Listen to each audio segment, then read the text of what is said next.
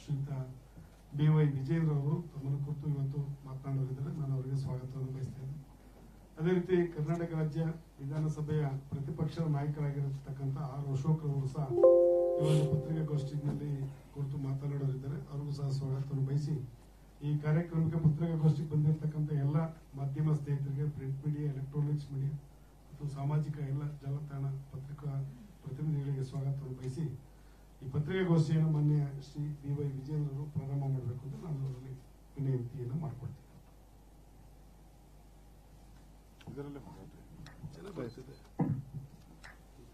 ಅದೇ ಮಾಡಿ.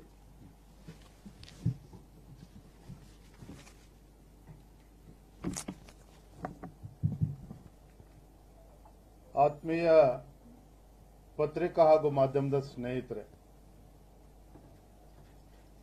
ರಾಜ್ಯದ ಕಾಂಗ್ರೆಸ್ ಸರ್ಕಾರ 1 ವರ್ಷಗಳ ಒಂದು ಸಾಧನೆ ಬಗ್ಗೆ ಮಾನ್ಯ ಮುಖ್ಯಮಂತ್ರಿಗಳು, ಸಚಿವರು ಇವತ್ತು ಮಾತನಾಡ್ತಾ ಇದ್ದಾರೆ. ಮತ್ತೊಂದು ಕಡೆ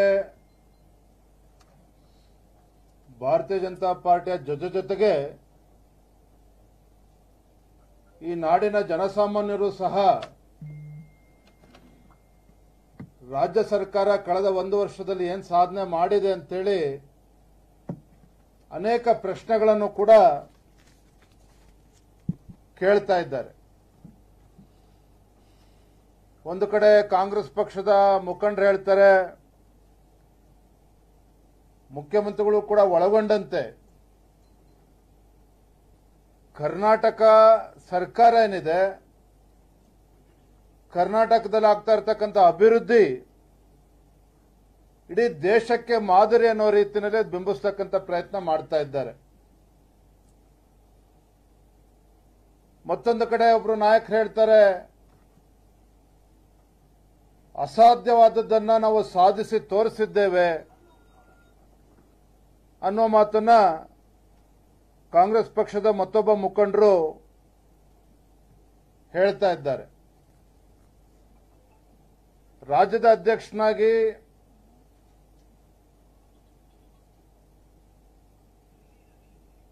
ಒಂದು ರಾಜ್ಯ ಸರ್ಕಾರದ ವೈಫಲ್ಯಗಳನ್ನು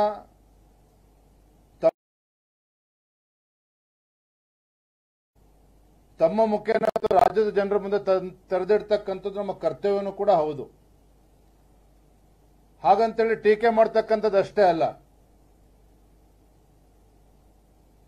ವಿರೋಧ ಪಕ್ಷವಾಗಿ ಒಂದು ಸಕಾರಾತ್ಮಕವಾಗಿ ಒಂದು ಕನ್ಸ್ಟ್ರಕ್ಟಿವ್ ಅಪೋಸಿಷನ್ ಪಾರ್ಟಿಗೆ ನಾವು ನಮ್ಮ ಜವಾಬ್ದಾರಿಯನ್ನು ನಿರ್ವಹಿಸಬೇಕಾಗಿರ್ತಕ್ಕಂಥದ್ದು ನಮ್ಮ ಕರ್ತವ್ಯನೂ ಕೂಡ ಇದೆ.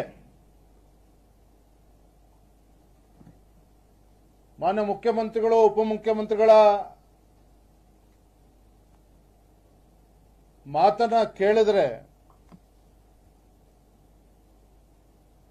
ಗ್ಯಾರಂಟಿನೇ ರಾಜ್ಯದ ಅಭಿವೃದ್ಧಿ ಅಂತಕ್ಕಂಥ ರೀತಿಯಲ್ಲಿ ಬಿಂಬಿಸ್ತಕ್ಕಂಥ ಪ್ರಯತ್ನ ಮಾಡ್ತಾ ಇದ್ದಾರೆ. ಕಳೆದ 1 ವರ್ಷದಲ್ಲಿ ಗ್ಯಾರಂಟಿಗಳಿಗೆ ಒಂದು ಪ್ರಚಾರವನ್ನು ಕೊಟ್ಟು ಗ್ಯಾರಂಟಿ ಮುಖೇನ ರಾಜ್ಯದ ಒಂದು ಸರ್ವಾಂಗೀಣ ಅಭಿವೃದ್ಧಿ ಆಗಿದೆ ಅಂತಕ್ಕಂಥ ಬಿಂಬಿಸ್ತಕ್ಕಂಥ ಕೆಲಸ ರಾಜ್ಯ ಸರ್ಕಾರ ಮಾಡ್ತಾ ಇದೆ.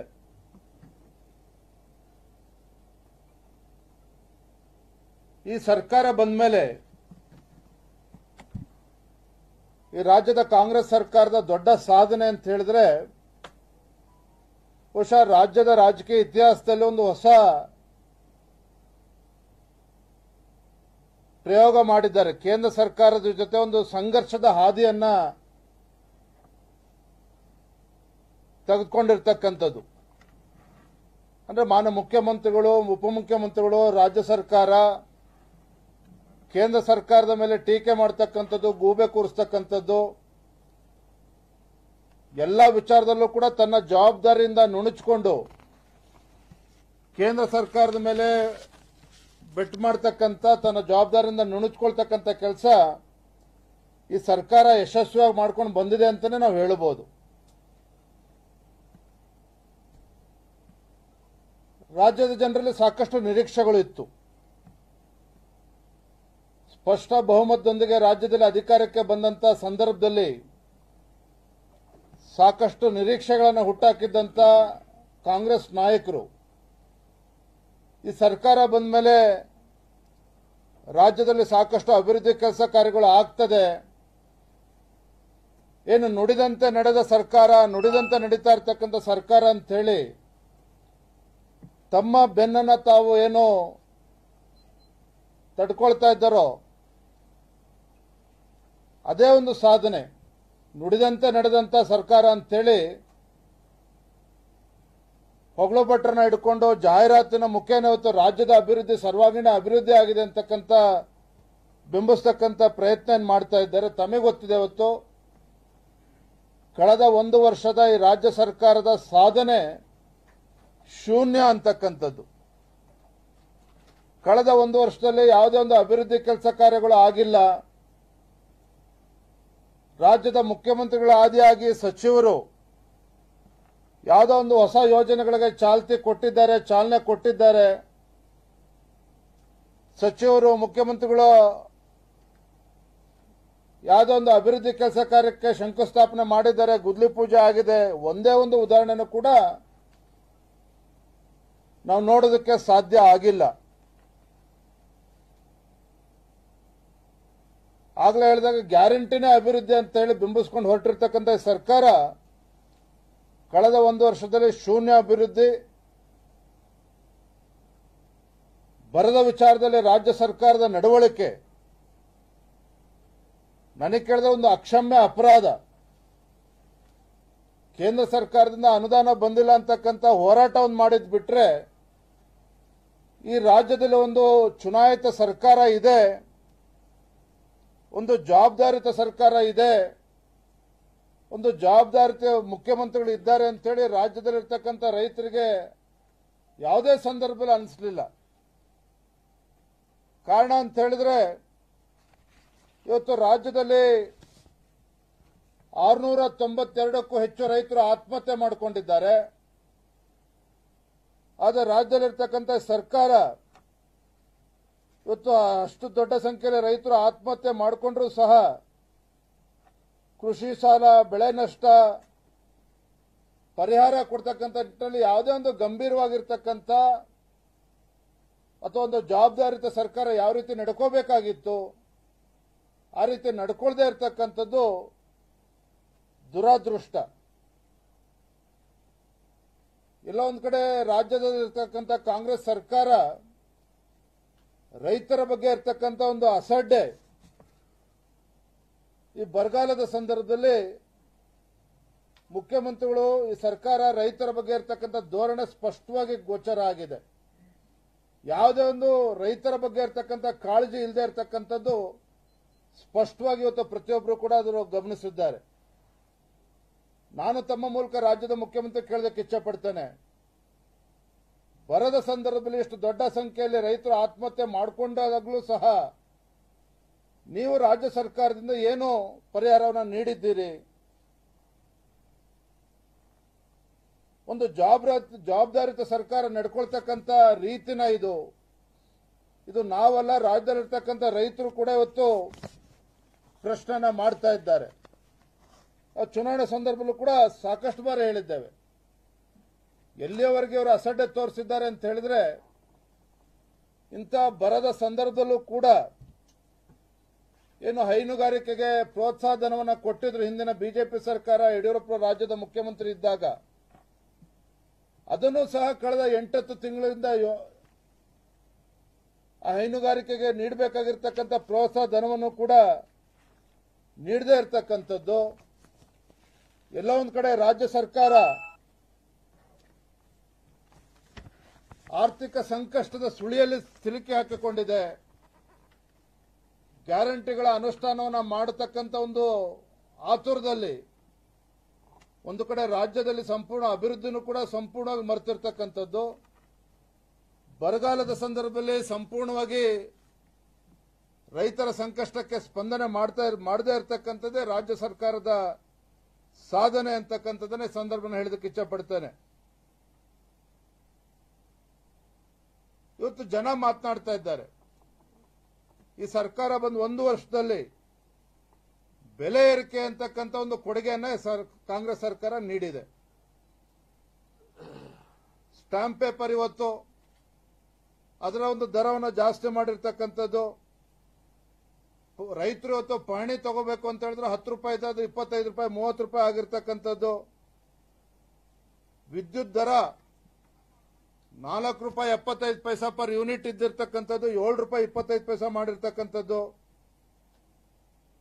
ರೈತರು ತಮ್ಮ ಹೊಲಕ್ಕೆ ಟಿಸಿಯನ್ನು ಹಾಕೋಬೇಕು, ಟ್ರಾನ್ಸ್ಫಾರ್ಮರ್ ಅನ್ನು ಹಾಕೋಬೇಕು ಅಂತ ಹೇಳಿದ್ರೆ ಹಿಂದೆ ಬಿಜೆಪಿ ಸರ್ಕಾರ ಇದ್ದಾಗ, ಯಡಿಯೂರಪ್ಪನವರು ಮುಖ್ಯಮಂತ್ರಿ ಇದ್ದಾಗ 25,000 ಕಟ್ಟಿದ್ರೆ ಸಾಕಾಗ್ತಾ ಇತ್ತು ರೈತರು.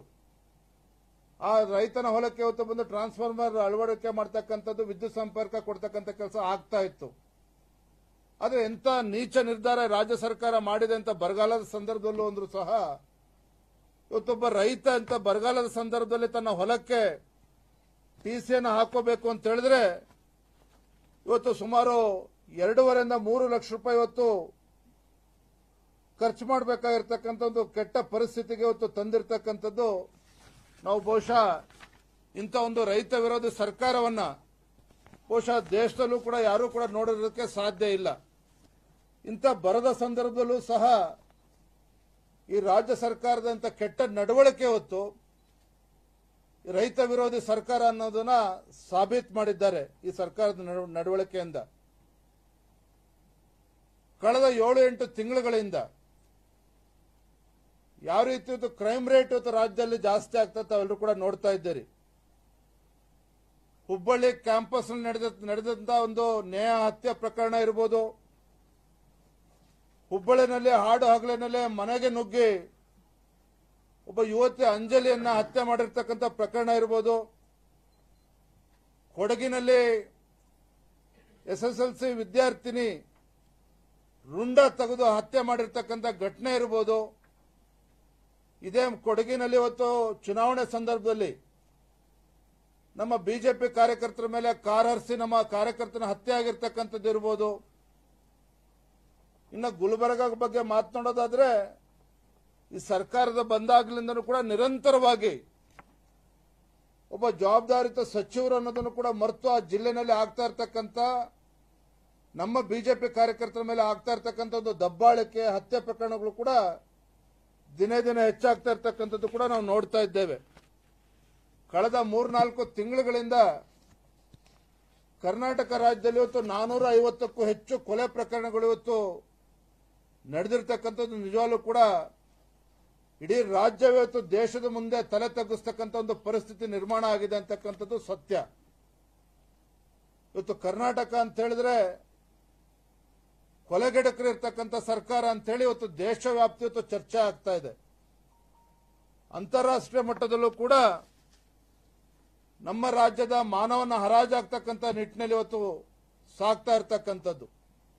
ತಾವು ಕೇಳಬಹುದು, ಹಿಂದೆ ಹಾಗಾದ್ರೆ ಕರ್ನಾಟಕ ರಾಜ್ಯದಲ್ಲಿ ಹತ್ಯೆ ಪ್ರಕರಣಗಳು ಆಗಿಲ್ವಾ, ಕೊಲೆಗಳು ಆಗಿಲ್ವಾ ಅಂತಕ್ಕಂಥದ್ದು. ಇಲ್ಲಿ ಪ್ರಶ್ನೆ ಇರ್ತಕ್ಕಂಥದ್ದು, ಇಂಥ ಗಂಭೀರವಾಗಿರ್ತಕ್ಕಂಥ ಸಂದರ್ಭದಲ್ಲಿ ದಿನೇ ದಿನೇ 10 ಕೊಲೆ ಪ್ರಕರಣಗಳು ಜಾಸ್ತಿ ಆಗ್ತಾ ಇರ್ತಕ್ಕಂಥ ಸಂದರ್ಭದಲ್ಲಿ ರಾಜ್ಯ ಸರ್ಕಾರದೊಂದು ಪ್ರತಿಕ್ರಿಯೆ, ರಾಜ್ಯ ಸರ್ಕಾರದೊಂದು ನಿಷ್ಕ್ರಿಯವಾಗಿ ನಡ್ಕೊಳ್ತಾ ಇರ್ತಕ್ಕಂಥದ್ದು. ಇವತ್ತು ನೇಹ ಹತ್ಯೆ ಪ್ರಕರಣ ಇರ್ಬೋದು, ಬೇರೆ ಬೇರೆ ಹತ್ಯೆ ಲವ್ ಜಿಹಾದ್ ಪ್ರಕರಣದಲ್ಲಿರ್ಬೋದು, ರಾಜ್ಯ ಸರ್ಕಾರದ ಒಂದು ಬೇಜವಾಬ್ದಾರಿತನದ ಹೇಳಿಕೆಗಳು, ಇದೆಲ್ಲೋ ಒಂದ್ ಕಡೆ ಕೊಲೆಗಡಕರಿಗೆ ಒಂದು ರೀತಿ ಶಕ್ತಿ ಕೊಡ್ತಕ್ಕಂಥ ಕೆಲಸ ಇವತ್ತು ರಾಜ್ಯ ಸರ್ಕಾರನೇ ಮಾಡ್ತಾ ಇದೆಯಾ ಅನ್ನುವ ಒಂದು ಪ್ರಶ್ನೆ ಇವತ್ತು ರಾಜ್ಯದಲ್ಲಿ ಇವತ್ತು ಎದ್ದಿರ್ತಕ್ಕಂಥದ್ದು. ಇನ್ನು ಮಹಿಳಾ ವಿಚಾರದಲ್ಲಿ ಕೊಲೆ ಪ್ರಕರಣಗಳು ಯಾವ ರೀತಿ ನಡೀತಾ ಇದೆ, ಇವತ್ತು ನಾಡಿನಲ್ಲಿ ಒಂದು ಮಹಿಳೆಯರ ಒಂದು ಸುರಕ್ಷತೆಯ ಬಗ್ಗೆ ಒಂದು ಯಕ್ಷ ಪ್ರಶ್ನೆ ಇವತ್ತು ಮೂಡಿರ್ತಕ್ಕಂಥದ್ದು. ಹಾಗಾಗಿ ಸರ್ಕಾರ ಬಂದಾಗಲಿಂದನೂ ಕೂಡ ಒಂದು ಕಡೆ ಅಭಿವೃದ್ಧಿ ಇಲ್ಲ, ರೈತರ ವಿಚಾರದಲ್ಲಿ ಯಾವುದೇ ಒಂದು ಕಾಳಜಿಯನ್ನ ತೋರಿಸ್ತಾ ಇಲ್ಲ ಸರ್ಕಾರ, ಬರದ ವಿಚಾರದಲ್ಲಿ ರೈತರ ಸಂಕಷ್ಟಕ್ಕೆ ಸ್ಪಂದನೆ ಮಾಡಲಿಲ್ಲ. ಒಂದು ರೀತಿ ಕೊಲೆಗಡಕ ಸರ್ಕಾರ ಅನ್ನುವ ರೀತಿಯಲ್ಲಿ ಇವತ್ತು ರಾಜ್ಯದ ಜನರು ಇವತ್ತು ಮಾತನಾಡ್ತಾ ಇದ್ದಾರೆ. ಆ ರೀತಿ ಒಂದು ವಾತಾವರಣ ನಿರ್ಮಾಣ ಆಗಿದೆ. ಮಹಿಳೆಯರಿಗೆ ಸುರಕ್ಷತೆ ಇಲ್ಲ. ಮತ್ತೊಂದು ಬಹಳ ಗಂಭೀರವಾಗಿರ್ತಕ್ಕಂಥ ವಿಚಾರ ಅಂತ ಹೇಳಿದ್ರೆ, ಹಿಂದೂ ಕಾರ್ಯಕರ್ತರ ಹತ್ಯೆ ಆ ಪ್ರಕರಣಗಳು ಕೂಡ ದಿನೇ ದಿನೇ ಜಾಸ್ತಿ ಆಗ್ತಾ ಇರ್ತಕ್ಕಂಥದ್ದು. ಹಿಂದೂ ಕಾರ್ಯಕರ್ತರ ಹತ್ಯೆ ನಡೀತಾ ಇದ್ರು ಸಹ, ಲವ್ ಜಿಹಾದ್ ಪ್ರಕರಣಗಳು ಜಾಸ್ತಿ ಆಗ್ತಾ ಇದ್ರು ಸಹ ರಾಜ್ಯ ಸರ್ಕಾರ ಇದನ್ನ ಗಂಭೀರವಾಗಿ ತೆಗೆದುಕೊಳ್ಳದೆ ಇರ್ತಕ್ಕಂಥದ್ದು. ಎಲ್ಲೋ ಒಂದ್ ಕಡೆ ಬೇಜವಾಬ್ದಾರಿಯಿಂದ ಈ ಸರ್ಕಾರ ನಡೆದುಕೊಳ್ತಾ ಇದೆ ಅಂತ ಹೇಳಿ ಇವತ್ತು ಪ್ರತಿಯೊಬ್ಬರು ಕೂಡ ಇವತ್ತು ಮಾತನಾಡ್ತಾ ಇದ್ದಾರೆ. ಆಗ ಕಳೆದ ಒಂದು ವರ್ಷದಲ್ಲಿ ಈ ರಾಜ್ಯ ಸರ್ಕಾರದ ಸಾಧನೆ ಏನಪ್ಪಾ ಅಂತ ಹೇಳಿದ್ರೆ, ಇಂಥ ಬರಗಾಲದ ಸಂದರ್ಭದಲ್ಲೂ ಸಹ ತಮಿಳುನಾಡಿಗೆ ತನ್ನ ರಾಜಕೀಯ ಬೇಳೆಯನ್ನು ಬೇಯಿಸ್ಕೊಳ್ಳೋಕ್ಕೋಸ್ಕರ ಸುಪ್ರೀಂ ಕೋರ್ಟ್ ಆರ್ಡರ್ ಇದೆ ಅಂತೇಳಿ ಯಥೇಚ್ಛವಾಗಿ ನಮ್ಮ ನಾಡಿನ ರೈತರ ಒಂದು ಒಂದು ಹಿತಾಸಕ್ತಿಯನ್ನು ಕೂಡ ಕಡೆಗಣಿಸಿ ತಮಿಳುನಾಡಿಗೆ ನೀರು ಬಿಟ್ಟು ಇವತ್ತು ಬೆಳೆದು ನಿಂತ ಬೆಳೆಗಳಿಗೂ ಕೂಡ ನೀರಿಲ್ದೇನೆ, ಮತ್ತೆ ಆ ಸಂದರ್ಭದಲ್ಲಿ ಏನು ರೈತರು ಹೋರಾಟ ಮಾಡಿದ್ರು ಅಂತ ರೈತರನ್ನು ಕೂಡ ಜೈಲಿಗಟ್ಟತಕ್ಕಂತ ಒಂದು ದುಸ್ಸಾಹಸಕ್ಕೆ ರಾಜ್ಯ ಸರ್ಕಾರ ಏನು ಕೈ ಹಾಕಿದೆ.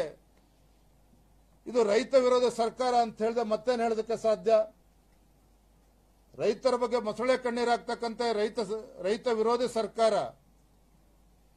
ಪರಿಷ್ಠ ಜಾತಿ ಪರಿಷ್ಠ ಪಂಗಡಗಳ ವಿಚಾರದಲ್ಲೂ ಸಹ ಇವತ್ತು ಅನ್ಯಾಯ ಮಾಡಿರ್ತಕ್ಕಂಥದ್ದು. ಬಜೆಟ್ನಲ್ಲಿ ಇವತ್ತು 20-25 ಸಾವಿರ ಕೋಟಿ ಇವತ್ತು ಪರಿಷ್ಠ ಜಾತಿ ಪರಿಷ್ಠ ಪಂಗಡಗಳ ಒಂದು ಅಭಿವೃದ್ಧಿಗೆ ಮೀಸಲಿಟ್ಟಿರ್ತಕ್ಕಂಥ ಹಣವನ್ನು ಕೂಡ ಇವತ್ತು ಬೇರೆ ಕಡೆಗೆ ವರ್ಗಾವಣೆ ಮಾಡಿ ಇವತ್ತು ಪರಿಷ್ಠ ಜಾತಿ ಪರಿಷ್ಠ ಪಂಗಡ ಜನಕ್ಕೆ ಇವತ್ತು ಅನ್ಯಾಯ ಮಾಡಿರ್ತಕ್ಕಂಥದ್ದು ಕೂಡ ನಾವು ನೋಡ್ತಾ ಇದ್ದೇವೆ. ಪ್ರಧಾನಮಂತ್ರಿ ನರೇಂದ್ರ ಮೋದಿಜಿ ಅವರು ರೈತ ಕಿಸಾನ್ ಸಮ್ಮಾನ್ ಯೋಜನೆ ಅಡಿಯಲ್ಲಿ 6,000 ರೂಪಾಯಿ ಕೊಡ್ತಾ ಇದ್ರೆ, ನಮ್ಮ ಸರ್ಕಾರ ಇದ್ದಾಗ 4,000 ರೂಪಾಯಿ ಕೊಡ್ತಾ ಇದ್ವಿ. ಅದನ್ನು ಕೂಡ ತಡೆ ಹಿಡಿದಿರ್ತಕ್ಕಂಥದ್ದು. ಮತ್ತೆ ಪ್ರಕೃತಿ ವಿಕೋಪ ನಿಧಿ ಅಂತೇಳಿ 5,000 ಕೋಟಿ ನಾವು ಮೀಸಲಿಡ್ತೇವೆ ಅಂತೇಳಿ ರಾಜ್ಯ ಹೇಳಿದ್ರು. ಆದ್ರೆ ಪ್ರಕೃತಿ ವಿಕೋಪ ನಿಧಿ ಅಡಿಯಲ್ಲಿ ಇವತ್ತು ಎಷ್ಟು ಕೋಟಿ ಮೀಸಲಿಟ್ಟಿದ್ದಾರೆ, ಎಷ್ಟು ಕೋಟಿ ಖರ್ಚು ಮಾಡಿದ್ದಾರೆ ಅನ್ನೋದನ್ನ ರಾಜ್ಯದ ಮುಖ್ಯಮಂತ್ರಿಗಳು ಇವತ್ತು ರಾಜ್ಯದ ಜನತೆಗೆ ಉತ್ತರವನ್ನು ನೀಡಬೇಕಾಗಿದೆ. ರೇಷ್ಮೆ ಬೆಳೆಗಾರರಿಗೆ 3 ಲಕ್ಷ ಬಡ್ಡಿ ರಹಿತ ಸಾಲವನ್ನು ಕೊಡ್ತೇವೆ ಅಂತ ಹೇಳಿದ್ರು. ಇಲ್ಲಿವರೆಗೆ ಎಷ್ಟು ಸಾಲವನ್ನು ನೀಡಿದ್ದಾರೆ ಇದನ್ನು ಕೂಡ ಇವತ್ತು ರಾಜ್ಯ ಸರ್ಕಾರ ಇವತ್ತು ಉತ್ತರ ನೀಡಬೇಕಾಗಿದೆ. ಇವತ್ತು ಬರದ ಸಂಕಷ್ಟದಲ್ಲಿದ್ದಂತ ರೈತರಿಗೆ ಇವತ್ತು 7 ತಾಸು ವಿದ್ಯುತ್ತನ್ನು ಕೂಡ ಕೊಡೋದಕ್ಕೆ ಸಾಧ್ಯ ಆಗದೆ ಇರತಕ್ಕಂತ ರಾಜ್ಯ ಸರ್ಕಾರ, ಸಂಪೂರ್ಣವಾಗಿ ನಿಷ್ಕ್ರಿಯ ಆಗಿರ್ತಕ್ಕಂಥ ರಾಜ್ಯ ಸರ್ಕಾರ ಕಳೆದ 1 ವರ್ಷದಲ್ಲಿ ಮಾಡಿರ್ತಕ್ಕಂಥ ಸಾಧನೆ ಸಂಪೂರ್ಣ ಶೂನ್ಯ ಅಂತಕ್ಕಂಥದ್ದು. ಕೇವಲ ಗ್ಯಾರಂಟಿ ಅಂತ ಹೇಳಿಕೊಂಡು ರಾಜ್ಯದಲ್ಲಿ ಇವತ್ತು ಸಾಲವನ್ನ ಮಾಡಿ ಈ ರಾಜ್ಯದಲ್ಲಿರ್ತಕ್ಕಂಥ ಟ್ಯಾಕ್ಸ್ ಪೇಯರ್ಸ್ ಹಣವನ್ನ ಇವತ್ತು ದುರುಪಯೋಗ ಪಡಿಸಿಕೊಂಡು ಸಾಲವನ್ನ ಮಾಡಿದ್ದಾರೆ ಹೊರತು ಈ ರಾಜ್ಯ ಸರ್ಕಾರ ಮಾಡಿರ್ತಕ್ಕಂಥ ಸಾಧನೆ ಏನೂ ಇಲ್ಲ. ಇವತ್ತು ಸಂಪೂರ್ಣವಾಗಿ ಈ ಸರ್ಕಾರ ಕಳೆದ 1 ವರ್ಷದಲ್ಲಿ ಇವರು ಮಾಡಿರ್ತಕ್ಕಂಥ ಸಾಧನೆ ಏನಪ್ಪಾ ಅಂತ ಹೇಳಿದ್ರೆ, ಯಾವುದೇ ಒಂದು ಅಭಿವೃದ್ಧಿ ಕೆಲಸ ಕಾರ್ಯಗಳಾಗಲಿಲ್ಲ, ಒಂದು ಗುದ್ಲಿ ಪೂಜೆ ಕೂಡ ಆಗಲಿಲ್ಲ, ಹೊಸ ಕಾಮಗಾರಿಗಳನ್ನ ತೆಗೆದುಕೊಳ್ಳಲಿಲ್ಲ, ಹೊಸ ಯೋಜನೆಯನ್ನ ಯಾವುದು ಕೂಡ ಘೋಷಣೆ ಮಾಡಲಿಲ್ಲ. ಇವತ್ತು ದಲಿತರ ಒಂದು ರಕ್ಷಣೆ ವಿಚಾರದಲ್ಲೂ ಕೂಡ ಸಂಪೂರ್ಣವಾಗಿ ಸೋತಿರ್ತಕ್ಕಂಥ ಸರ್ಕಾರ, ಮಹಿಳೆಯರ ಒಂದು ರಕ್ಷಣೆ ವಿಚಾರದಲ್ಲೂ ಸಹ ಸಂಪೂರ್ಣ ವಿಫಲ ಆಗಿರ್ತಕ್ಕಂಥದ್ದು. ಈಗಲಾದ್ರೂ ಕೂಡ ಎಚ್ಚೆತ್ತುಕೊಂಡು ಲೋಕಸಭಾ ಚುನಾವಣೆಯಲ್ಲಿ ಫಲಿತಾಂಶ ಬಂದ್ಮೇಲೆ ಗೊತ್ತಾಗ್ತದೆ ನಿಮ್ಮ ಹಣೆ ಬಾರ ಏನು ಅಂತೇಳಿ. ಏನು ಲೋಕಸಭಾ ಚುನಾವಣೆ ಸಂದರ್ಭದಲ್ಲಿ ಅಬ್ಬರದ ಪ್ರಚಾರ, ಕೇವಲ ಜಾಹೀರಾತಿನ ಮುಖೇನ ಏನೋ ಬಹಳ ದೊಡ್ಡ ಸಾಧನೆಯನ್ನ ಮಾಡಿದ್ದೀವಿ ಅಂತೇಳಿ ಬಿಂಬಿಸ್ತಕ್ಕಂಥ ಪ್ರಯತ್ನ ತಾವೇನು ಮಾಡಿದ್ದೀರಿ.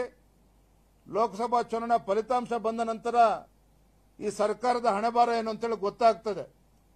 ಈ ರಾಜ್ಯದಲ್ಲಿ ನರೇಂದ್ರ ಮೋದಿಜಿಯವರ ಗ್ಯಾರಂಟಿ ಬಗ್ಗೆ ಜನ ಭರವಸೆನ ಇಟ್ಟು ಅಥವಾ ಭಾರತೀಯ ಜನತಾ ಪಾರ್ಟಿಗೆ ಆಶೀರ್ವಾದನ ಮಾಡ್ತಾರೆ ಅಂತೇಳಿ ನಮಗೆ ಸಂಪೂರ್ಣ ವಿಶ್ವಾಸ ಇದೆ.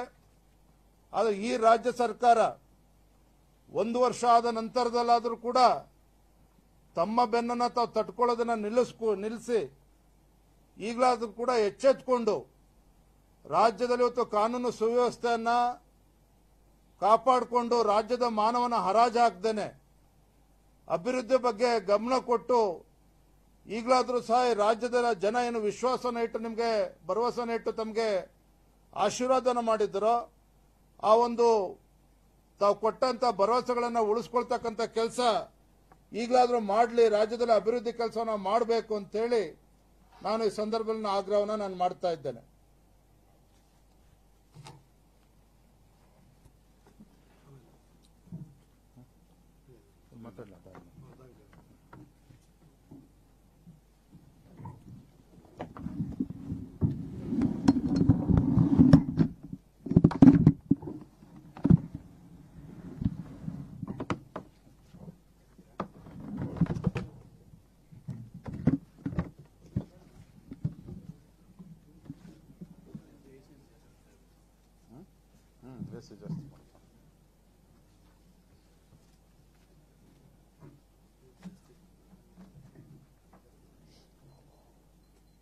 ಓಕೆನಾನಪ್ಪ?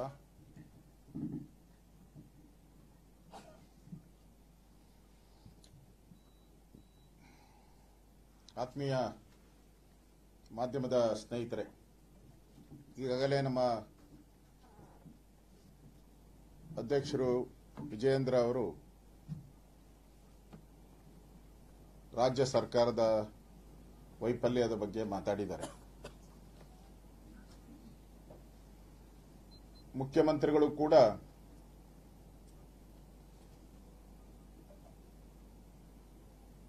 ರಾಜ್ಯದ ಜನತೆಗೆ ಧನ್ಯವಾದಗಳನ್ನ ಹೇಳಿದ್ದಾರೆ. ಅವರು ಕರ್ನಾಟಕದಲ್ಲಿ ಆಗ್ತಾ ಇರುವಂತ ಕೊಲೆಗಳಿಗೆ ಧನ್ಯವಾದ ಹೇಳಿದಾರೋ ಅಥವಾ ಕೊಲೆಗಡಕರಿಗೆ ಧನ್ಯವಾದ ಹೇಳಿದಾರೋ ಅಥವಾ ನಮ್ಮ ಸರ್ಕಾರದ ಅವಧಿ ಮುಗೀತು ಅದಕ್ಕೆ ಬಾಯ್ ಬಾಯ್ ಅಂತ ಗುಡ್ ಬೈ ಹೇಳಿದಾರೋ ಅರ್ಥ ಆಗಿಲ್ಲ. ಅವ್ರ ಭಾಷೆ ಇನ್ನೂ ನನಗೆ ಅರ್ಥ ಆಗಿಲ್ಲ. ಅವರ ಮುಖ ಕಳೆ ನೋಡ್ತಾ ಇದ್ರೆ ಅವರು ಅವರ ಸರ್ಕಾರದ ಅವಧಿಯ ಕೊನೆಯ ಕ್ಷಣಗಳನ್ನ ಎದುರಿಸ್ತಾ ಇರುವಂತ ಮುಖವಾಣಿ ಅವರದು ಕಾಣ್ತಾ ಇದೆ. ಕಾಂಗ್ರೆಸ್ ಸರ್ಕಾರ 1 ವರ್ಷ ಕೊಲೆಗಡಕರಿಗೆ ಹರ್ಷ, 1 ಇಯರ್ ಖಜಾನೆ ಫುಲ್ ಕ್ಲಿಯರ್, ಖಾಲಿ 1 ವರ್ಷ ಸಮಸ್ಯೆಗಳು 101. ಕಾಂಗ್ರೆಸ್ ಸರ್ಕಾರ ಬಂತು, ಜನರ ಮುಖದಲ್ಲಿ ಹರ್ಷ ಇಲ್ಲ. 1 ವರ್ಷ ಕಾಂಗ್ರೆಸ್ ಅವರು ಲೂಟಿಗೆ ಎಷ್ಟು ಕೋಟಿ ಅನ್ನೋದು ಲೆಕ್ಕ ಹಾಕ್ತಾ ಇದ್ದಾರೆ ಜನ. ಸ್ನೇಹಿತರೆ,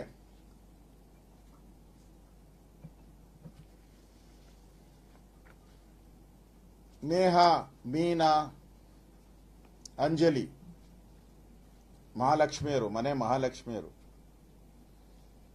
ಕರ್ನಾಟಕ ಸರ್ಕಾರ ಘೋಷಣೆ ಮಾಡಿದೆ ಮಹಾಲಕ್ಷ್ಮಿ ಯೋಜನೆ, ಲಕ್ಷ್ಮಿ. ಆದರೆ ನಮ್ಮ ಮನೆಯ ಮಹಾಲಕ್ಷ್ಮಿಗಿಲ್ಲ ಬದುಕುವ ಭಾಗ್ಯ.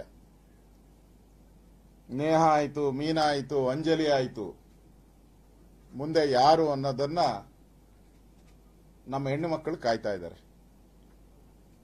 ಕಾಲೇಜ್ಗೆ ಹೋದ್ರೆ ಗ್ಯಾರಂಟಿ ಇಲ್ಲ, ಮನೆಯಿಂದ ಆಚೆ ಬಂದ್ರೆ ಗ್ಯಾರಂಟಿ ಇಲ್ಲ, ಮದುವೆ ಮನೆಗೆ ಹೋಗಿ ನಿಶ್ಚಿತಾರ್ಥ ಆದ್ರೆ ಗ್ಯಾರಂಟಿ ಇಲ್ಲ. ಈ ಸರ್ಕಾರ ಹೆಣ್ಣು ಮಕ್ಕಳಿಗೆ ಗ್ಯಾರಂಟಿ ಇಲ್ಲದಂತ ಸರ್ಕಾರ ಇವತ್ತು. ಏನು ಫ್ರೀ ಕೊಟ್ರೆ ಏನು, ಬಸ್ ಫ್ರೀ ಕೊಟ್ರೆ ಏನು, ವಿದ್ಯುತ್ ಶಕ್ತಿ ಫ್ರೀ ಕೊಟ್ರೆ ಏನು, ಬದುಕುವ ಅವಕಾಶವನ್ನೇ ಈ ಸರ್ಕಾರ ಕಿತ್ಕೊಂಡ್ಬಿಟ್ಟಿದೆ. ಇವತ್ತು ಸನ್ಮಾನ್ಯ ಗೃಹ ಸಚಿವರು ಪರಮೇಶ್ವರ್ ಅವರು ಹೇಳಿದ್ದಾರೆ, ಅಂಜಲಿಯ ಕೊಲೆ ಹಿಂದೆ ಪೊಲೀಸರ ಲೋಪ ಅಂತೇಳಿ. ಅಂಜಲಿಯ ಕೊಲೆ ಹಿಂದೆ ಪೊಲೀಸರ ಲೋಪ.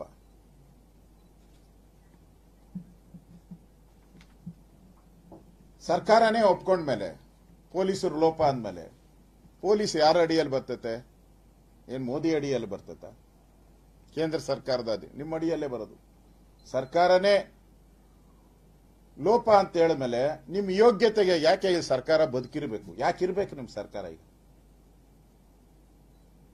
ನೀವೇ ಒಪ್ಕೊಂಡಿದ್ದೀರ ಕಾನೂನು ಸುವ್ಯವಸ್ಥೆ ಪೊಲೀಸರ ತಪ್ಪಿದೆ ಅಂತ, ಲೋಪ ಇದೆ ಅಂತ ಒಪ್ಕೊಂಡ್ಮೇಲೆ ಈ ಸರ್ಕಾರ ನಡೆಸೋಕೆ ಯೋಗ್ಯತೆ ಏನಿದೆ ನಿಮ್ಗೆ? ಈಗ ಲಿಖಿತ ದೂರು ಕೊಟ್ಟಿದ್ದಾರೆ, ರಕ್ಷಣೆ ಕೇಳಿದ್ದಾರೆ, ಆದರೂ ಕೂಡ ಗೃಹ ಇಲಾಖೆ ಕೆಲಸ ಮಾಡಿಲ್ಲ, ಸರ್ಕಾರ ಕೆಲಸ ಮಾಡಿಲ್ಲ. ಸ್ವತಃ ಗೃಹ ಸಚಿವರೇ ಒಪ್ಕೊಂಡಿದ್ದಾರೆ ನಮ್ಮ ವೈಫಲ್ಯ ಅಂದಮೇಲೆ. ಅಂದ್ರೆ 1 ವರ್ಷ ಗೃಹ ಇಲಾಖೆಯ ವೈಫಲ್ಯನ ನಿಮ್ದಾಗರೆ? ಹಾಗಾದ್ರೆ ನಿಮ್ ಸರ್ಕಾರದ ಅವಶ್ಯಕತೆ ಏನಿದೆ ಜನರಿಗೆ? ಒಬ್ಬ ಗೃಹ ಸಚಿವರಾಗಿ ನೀವು ಈ ತರ ಹೇಳಿಕೆ ಕೊಟ್ರೆ ಇದು ಸ್ವರ್ಗ ಆಗೋಗ್ತೈತೆ. ಕೊಲೆಗಾರರಿಗೆ, ಮರ್ಡರ್ ಮಾಡೋರಿಗೆ ಇದು ಸ್ವರ್ಗ ಆಗೋಗ್ತೈತೆ. ಅಂದ್ರೆ ನಾವು ಕೈ ಕಟ್ಟಿ ಕೊಡ್ತಿದ್ದೀರಿ ಅನ್ನೋದು ಸ್ಪಷ್ಟವಾಗಿ ನಿಮ್ಮಿಂದ ಅರ್ಥ ಆಗ್ತಾ ಇದೆ. ಪೊಲೀಸ್ ಇಲಾಖೆನ ಯಾರು ನಡೆಸ್ತಾ ಇದ್ದಾರೆ? ಗೃಹ ಇಲಾಖೆ. ನನಗಂತೂ ಅರ್ಥ ಆಗ್ತಾನೆ ಇಲ್ಲ. ಗೃಹ ಇಲಾಖೆಯ ಜವಾಬ್ದಾರಿ ಯಾರಿಗಿದೆ ಅನ್ನೋದು ನನಗೂ ಅರ್ಥ ಆಗ್ತಾ ಇಲ್ಲ. ಯಾರ್ಯಾರೋ ಹ್ಯಾಂಡಲ್ ಮಾಡ್ತಾ ಇದ್ದಾರೆ ಅಂತ ಅನ್ಸುತ್ತೆ. ಪೊಲೀಸರು ಸ್ಟ್ರೈಕ್ ಮಾಡ್ತಾರೆ ಚಿಕ್ಕಮಗಳೂರಲ್ಲಿ, ಕೇಳೋರಿಲ್ಲ. ಕೊಲೆಗಳಾಗುತ್ತೆ, ಕೇಳೋರಿಲ್ಲ. ಇನ್ಮೇಲೆ ಕೆಲವರು ಅಲ್ಪಸಂಖ್ಯಾತರು ತಿಳ್ಕೊಂಬಿಟ್ಟಿದ್ದಾರೆ, ಈ ಸರ್ಕಾರ ನಮ್ಮ ಸರ್ಕಾರ, ಇದು ನಮ್ಮ ಸರ್ಕಾರ, ಇದು ಧೈರ್ಯವಾಗಿ ಹೇಳ್ತಾರೆ ಎಲ್ಲ ಕಡೆ ಹೋಗಿ, ನಮ್ಮ ಸರ್ಕಾರ ಇದು ಅಂತ ಹೇಳಿದ್ರು. ಅಂದ್ರೆ ಅಲ್ಪಸಂಖ್ಯಾತರ ಸರ್ಕಾರನ ಇದು? ಅಂದ್ರೆ ಬೇರೆ ಸಮುದಾಯದವರಿಗೆ ಇಲ್ಲಿ ಬದುಕುವಂತ ಹಕ್ಕಿಲ್ವಾ? ಹಿಂದೂಗಳ ಮರಣ ಹೋಮ ಆಗ್ತಾ ಇದೆ, ಕೇಳೋರಿಲ್ವಾ? ನಿಮ್ಮ ಯೋಗ್ಯತೆಗೆ, ಕಾಂಗ್ರೆಸ್ಸಿನ ಯೋಗ್ಯತೆಗೆ ಯಾಕೆ ಆಗಿದೆ ಅಂದ್ರೆ ಪೊಲೀಸ್ ಸ್ಟೇಷನ್ನಲ್ಲೇ ಹೋಗಿ ಪೊಲೀಸರನ್ನ ಹಲ್ಲೆ ಮಾಡ್ತಾರೆ. ಕಪ್ಪಾಳ ಮೋಕ್ಷಗಳು. 3 ಜನ ಮಹಿಳೆಯರು, ಆಯಿಷಾ ತಾಜ್, ಫೌಜಿಯಾ ಖಾನಂ, ಅರ್ಬಿದಾ ತಾಜ್ ಪೊಲೀಸ್ ಸ್ಟೇಷನ್ ಹೋಗಿ ಒಬ್ಬ SI constable Surekha, sub inspector, constable sorry sub inspector Surekha ಅವರನ್ನ ಪೊಲೀಸ್ ಸ್ಟೇಷನ್ಗೆ ಹೋಗಿ ಹೊಡೆದಾಕ್ಬಿಡ್ತಾರೆ. ಜ್ಞಾನಭಾರತಿ, ಬೆಂಗಳೂರು, ವಿಧಾನಸೌಧದ ಕೂಗಳತೆಯಲ್ಲಿರುವಂತ ಬೆಂಗಳೂರಲ್ಲಿ. ಇದನ್ನ ನಿಮ್ ಒಬ್ಬ ಸಬ್ ಇನ್ಸ್ಪೆಕ್ಟರ್ ಕಾಪಾಡಕ್ಕೂ ಯೋಗ್ಯತೆ ಇಲ್ಲದ ಸರ್ಕಾರ ನೀವು ಕರ್ನಾಟಕದಲ್ಲಿ ಇದೆ. ಏನ್ ಕ್ರಮ ತೆಗೆದುಕೊಂಡ್ರಿ? ಅಂದ್ರೆ ಅದನ್ನು ಫ್ರೀನಾ? ಯಾವುದೇ ಅಲ್ಪಸಂಖ್ಯಾತರು ಬಂದು ಪೊಲೀಸ್ ಸ್ಟೇಷನ್ ಅಲ್ಲಿ ಪೊಲೀಸರನ್ನು ಒಡೆದು ಹೋಗೋದನ್ನು ಫ್ರೀ ಭಾಗ್ಯ. ಸಿದ್ದರಾಮಯ್ಯನವರ ಫ್ರೀ ಭಾಗ್ಯನ ಇದು? ನನ್ಗನ್ಸ್ತೈತೆ ಯಾರು ಅಂಜಲಿಯವರ ತಂಗಿ ಹೇಳಿದ್ದಾಳೆ, ಈ ಸರ್ಕಾರವನ್ನು ನೇಣಿಗೇರಿಸಬೇಕು, ನನ್ನ ಅಕ್ಕನನ್ನ ಕೊಂದವರಿಗೆ ಅಂತ ನೇಣಿಗೇರಿಸಬೇಕು ಅಂತ ಹೇಳಿದ್ದಾರೆ. ಅವ್ರಿಗೆಲ್ಲ ನಾನು ಈ ಸರ್ಕಾರಕ್ಕೆ ನೇಣಿಗೇರಿಸಬೇಕು. ನಾವು ಇಷ್ಟೊಂದು ಕೊಲೆ, ಪೊಲೀಸ್ ಸ್ಟೇಷನ್ಗೆ ಬಂದು ಹಲ್ಲೆ, ಇವೆಲ್ಲ ನಡೀತಾ ಇದ್ರು ಮೂಕ ಪ್ರೇಕ್ಷಕರ ರೀತಿಯಲ್ಲಿ ಕೂತಿದ್ದೀರಲ್ಲ ನೀವು. ನಿಮ್ ಸರ್ಕಾರಕ್ಕೆ ಏನಂತ ಹೇಳ್ಬೇಕು ನಾವು? ಈ ಸರ್ಕಾರ ನೇಣಿಗೇರಿಸಬೇಕು ಅಂತ ನಾನು ಆಗ್ರಹವನ್ನ ನಾನು ಮಾಡ್ತಾ ಇದ್ದೀನಿ. ಒಂದು ರೀತಿ ಈ ಸರ್ಕಾರ ಬಂದ್ಮೇಲೆ ಪಾಕಿಸ್ತಾನ ನಮ್ಮ ಗಡಿಗಳಲ್ಲಿ, ಭಾರತದ ಗಡಿಗಳಲ್ಲಿ ಪಾಕಿಸ್ತಾನ ಜಿಂದಾಬಾದ್ ಅಂತ ಹೇಳ್ತಾ ಇದ್ರು. ಪಾಕಿಸ್ತಾನದ ಗಡಿಗಳಲ್ಲಿ, ಕಾಶ್ಮೀರದ ಗಡಿಗಳಲ್ಲಿ ಹೇಳ್ತಾ ಇದ್ರು. ಈಗ ವಿಧಾನಸೌಧದಲ್ಲೂ ಪಾಕಿಸ್ತಾನ ಜಿಂದಾಬಾದ್ ಅಂತ ಹೇಳಕ್ಕೆ ಅನುಮತಿ ಕೊಟ್ಟೋದು ನಿಮ್ದು ಗ್ಯಾರಂಟಿನಾ?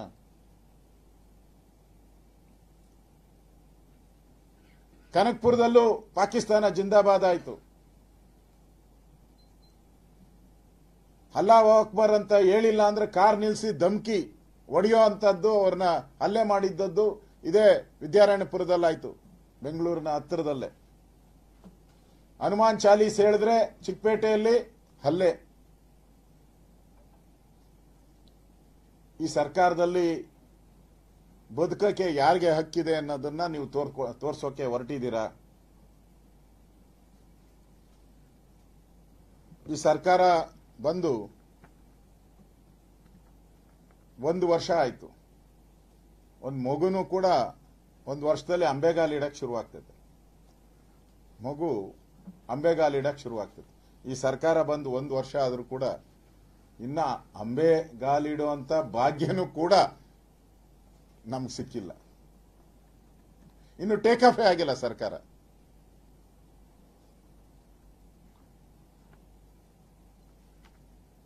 ಅಭಿವೃದ್ಧಿ ಶೂನ್ಯ. ಸರ್ಕಾರ ಬಂದು 1 ವರ್ಷ ಆಯಿತು.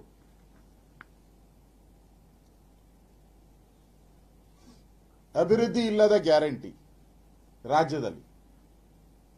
ಒಂದು ರಸ್ತೆ ಇಲ್ಲ, ಒಂದು ನೀರಾವರಿ ಯೋಜನೆ ಸ್ಯಾಂಕ್ಷನ್ ಆಗಿಲ್ಲ, ಒಂದು ನೀರಾವರಿ ಯೋಜನೆ, ಒಂದು ಏತ ನೀರಾವರಿನೂ ಇಲ್ಲ, ಕುಡಿಯೋ ನೀರಿನ ಯೋಜನೆನೂ ಇಲ್ಲ, ಒಂದು ರಸ್ತೆ ಇಲ್ಲ, ಒಂದು ಸೇತುವೆ ಇಲ್ಲ, ಏನು ಅಭಿವೃದ್ಧಿ ಶೂನ್ಯ. ಅಭಿವೃದ್ಧಿ ಅನ್ನೋದು ಒಂದು ಕನಸಾಗ್ಬಿಟ್ಟಿದೆ, ಕನಸಿನ ಗೂಡು. ರಾಜ್ಯ ಸರ್ಕಾರದ ಮಂತ್ರಿಗಳು ದಿಮಾಕು, ರೂಲಿಂಗ್ ಪಾರ್ಟಿಯ MLAಗಳ ದಿಮಾಕು. ಯಾರಾದ್ರೂ ರಸ್ತೆ ಕೇಳಕ್ ಹೋದ್ರೆ, ಕುಡಿಯೋ ನೀರು ಕೇಳಕ್ ಹೋದ್ರೆ 2,000 ಕೊಟ್ಟಿಲ್ಲನ್ರಿ ಅಂತ ಕೇಳ್ತಾರೆ, ಅದರಲ್ಲೇ ಮಾಡ್ಗಳ್ರಿ ಅಂತ. ಪತ್ರಿಕೆಗಳಲ್ಲಿ ನೋಡಿದೆ, ಬಿರುಕು ಬಿಟ್ಟ ಶಾಲಾ ಕಟ್ಟಡಗಳು, ಚಾವಣಿ ಆರಿ ಹೋದ ಶಾಲಾ ಕಟ್ಟಡಗಳು, ದುರಸ್ತಿಗೆ ಹಣ ಇಲ್ಲ, ಸ್ಯಾಂಕ್ಷನ್ ಇಲ್ಲ. ಅಧಿಕಾರಿ ಕೇಳಿದ್ರೆ ಮುಖ್ಯಮಂತ್ರಿಗಳೇ ಹೇಳಿದ್ದಾರೆ, ಈ ವರ್ಷ ಯಾವುದೇ ಶಾಲೆಯ ದುರಸ್ತಿ ಇಲ್ಲ, ಚಾವಣಿ ಬಿದ್ದೋದ್ರೂ ಮರದ ಕೆಳಗಡೆ ಪಾಠ ಮಾಡಿ, ಮರನ ಅವಲಂಬಿಸಿ ಅನ್ನೋ ಸ್ಥಿತಿಗೆ ಈ ಸರ್ಕಾರ ಬಂದಿರುವಂತದ್ದು ಸ್ಪಷ್ಟವಾಗಿ ಕಾಣ್ತಾ ಇದೆ. ನಾನೀಗಾಗಲೇ ಹೇಳಿದೆ, 1 ಇಯರ್ ಫುಲ್ ಖಜಾನೆ ಕ್ಲಿಯರ್ ಅಂತ ಹೇಳಿ. ಆಂಬ್ಯುಲೆನ್ಸ್ ನೌಕರರಿಗಿಲ್ಲ ಸಂಬಳದ ಭಾಗ್ಯ, ಬಸ್ ಚಾಲಕರಿಗೆ, ಸರ್ಕಾರಿ ಬಸ್ ಚಾಲಕರಿಗಿಲ್ಲ ಸಂಬಳದ ಗ್ಯಾರಂಟಿ, ಬಿಬಿಎಂಪಿ ಗುತ್ತಿಗೆದಾರರಿಗಿಲ್ಲ ಬಿಲ್ ಗ್ಯಾರಂಟಿ, 750 ಕೋಟಿ ಏನು ಹಾಲಿನ ಸಬ್ಸಿಡಿ ಇದೆ, ಅದರದ್ದು ಗ್ಯಾರಂಟಿ ಇಲ್ಲ, ಪ್ರೋತ್ಸಾಹಧನ ಗ್ಯಾರಂಟಿ ಇಲ್ಲ. ನಮ್ಮ ಕ್ಲಿನಿಕ್ ಅಲ್ಲಿರುವಂತ ಡಾಕ್ಟರ್ಗಳಿಗೆ, ನರ್ಸ್ಗಳಿಗೆ ಸಂಬಳ ಗ್ಯಾರಂಟಿ ಇಲ್ಲ. ಈ ಗ್ಯಾರಂಟಿಗಳು ಅಂದ್ರೆ ಅಭಿವೃದ್ಧಿ ಇಲ್ಲದೆ ಇರತಕ್ಕಂತ ಸಾಲದ ಕೂಪದಲ್ಲಿ ಬದುಕ್ತಾ ಇರುವಂತ ಸರ್ಕಾರ. ಒಂಥರ ವೆಂಟಿಲೇಟರ್ ಅಲ್ಲಿದೆ, ಐಸಿಯುನಲ್ಲ, ವೆಂಟಿಲೇಟರ್ ಇದೆ. ಫೈನಾನ್ಷಿಯಲ್ ಸ್ಥಿತಿ ಇವತ್ತು ರಾಜ್ಯದ ಆರ್ಥಿಕ ಪರಿಸ್ಥಿತಿ ವೆಂಟಿಲೇಟರ್ ಅಲ್ಲಿದೆ. ಕೊಡಕ್ಕೂ ಸರ್ಕಾರದಲ್ಲಿ ಏನು ಉಳಿದಿಲ್ಲ. ಬರಬೇಕಾಗಿರುವಂತ ಆದಾಯ ಏನು ಬರಬೇಕಾಗಿದೆ ಅದು ಇಲ್ಲಿವರೆಗೂ 30% ಹೆಚ್ಚು ಆದಾಯ ಕಡಿತ ಆಗಿದೆ. ಸಾಲ ಬಜೆಟ್ ಅಲ್ಲಿ ತೋರಿಸಿದಿರಿ ನಾವು. ಸಾಲ ಸಿದ್ದರಾಮಯ್ಯನವರು 15 ಬಜೆಟ್ ಮಂಡನೆ ಮಾಡಿದ್ರು. ಸಾಲ ಈ ಸರಿ ನಾವು ಕಡಿಮೆ ತಗೊಂತೀರಿ, ಒಂದು 50,000 ಕೋಟಿ ಸಾಲ ಅಂತ ಹೇಳಿದ್ರು. ಈಗ ಅದು 1 ಲಕ್ಷ ಕೋಟಿಗೂ ದಾಟಿ ಹೋಗ್ತಾ ಇದೆ. ಈಗ 1 ಲಕ್ಷ ಕೋಟಿ ದಾಟಿ ಹೋದ್ಮೇಲೆ ನಮಗೆ ಮುಂದಿನ ವರ್ಷದ ನಮ್ಮ ಪರಿಸ್ಥಿತಿ ಏನು? ಮುಂದ ವರ್ಷ ಈ ಸಾಲ ತೀರಿಸುವಂತದಕ್ಕೆ 2 ಕೋಟಿಗೂ ಹೆಚ್ಚು ಸಾಲ ಮಾಡಬೇಕಾದಂತ ಪರಿಸ್ಥಿತಿ, ದುಸ್ಥಿತಿಗೆ ಈ ಸಿದ್ದರಾಮಯ್ಯನವರ ಲೂಟಿ ಸರ್ಕಾರ ನಮ್ಮನ್ನ ತಂದಿದೆ. ಯಾವ ತಪ್ಪಿಗಾಗಿ? ಜನ ಏನ್ ತಪ್ಪು ಮಾಡಿದ್ದಾರೆ?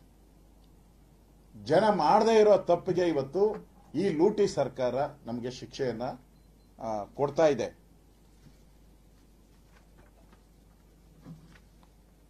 ಅದೇ ರೀತಿ